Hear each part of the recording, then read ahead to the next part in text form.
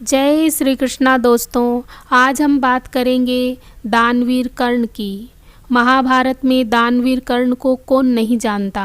महाभारत युद्ध के दौरान जब भगवान श्री कृष्ण पांडवों की तरफ से कर्ण के पास मैत्री का प्रस्ताव लेकर जाते हैं, हालांकि भगवान श्री कृष्ण जानते थे कि कर्ण ये प्रस्ताव कभी भी स्वीकार नहीं करेगा, लेकिन कौरवों का बल क्षीण करने के लिए भगवान श्री कृष्ण ने ऐसा किया।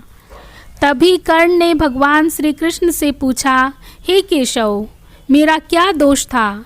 मेरा जन्म होते ही मेरी माँ ने मुझे त्याग दिया, क्या अवैध संतान होना ही मेरा दोष था? द्रोणाचार्य ने मुझे शस्त्र विद्या नहीं दी क्योंकि मैं अक्षत्रिय पुत्र नहीं था।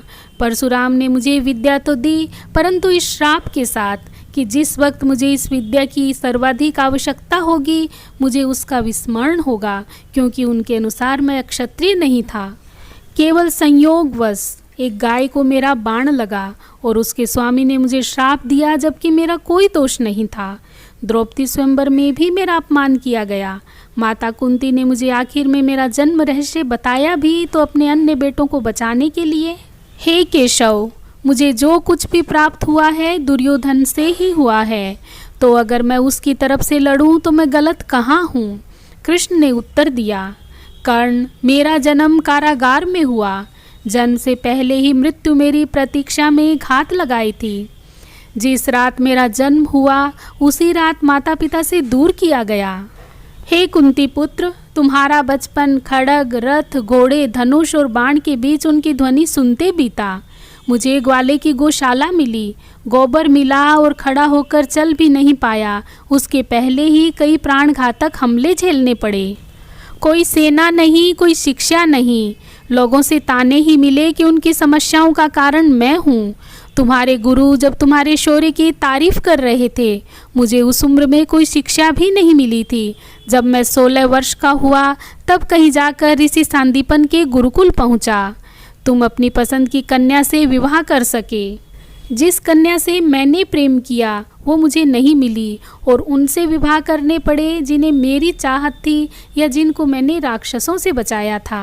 मुझे मेरे पूरे समाज को यमुना के किनारे से हटाकर एक दूर समुद्र के किनारे बसाना पड़ा।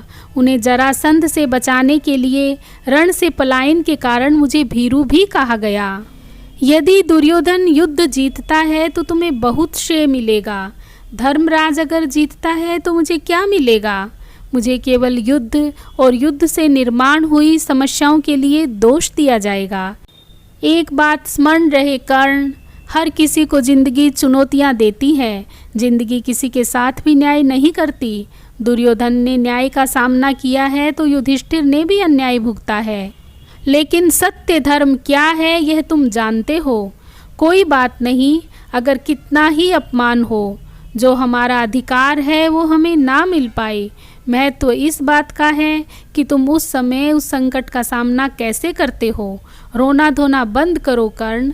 जिंदगी न्याय नहीं करती, इसका मतलब यह नहीं होता कि तुम्हें अधर्म के पथ पर चलने की अनुमति है।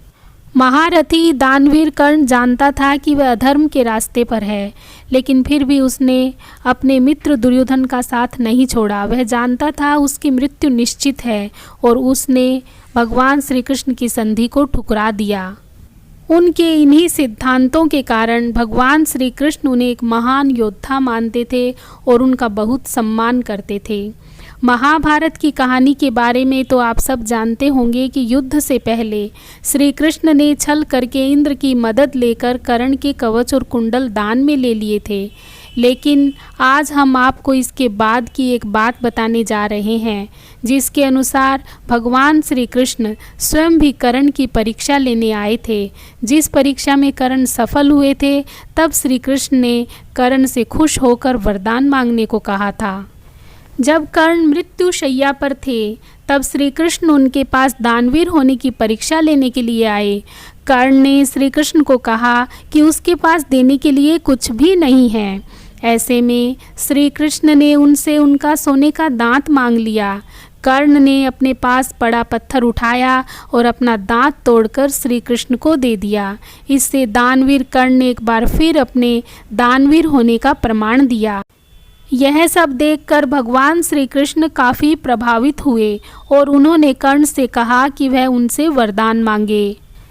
इस पर कर्ण ने भगवान श्री कृष्ण से कहा कि एक निर्धन सूत पुत्र होने की वजह से उसके साथ बहुत छल हुए हैं। अगली बार जब श्री कृष्ण धरती पर आएं तो वह पिछड़े वर्ग के लोगों के जीवन को सुधारने की कोशिश करें।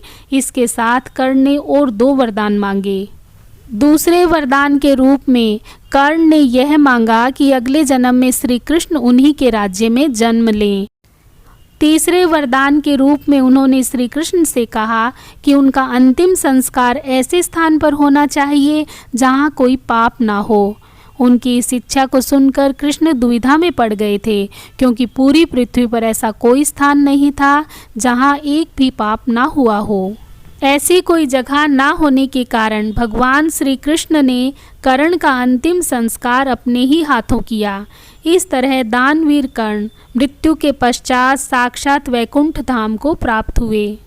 दोस्तों, आप दानवीर कर्ण की महानता और त्याग के बारे में क्या कहते हैं, कमेंट बॉक्स में लिखकर ज़रूर बताएं। यदि आप मेरे चैनल पर नए हैं तो प्लीज़ मेरे चैनल को सब्सक्राइब करें, लाइक और शेयर भी करें। धन्यवाद। जय श्री कृष्णा।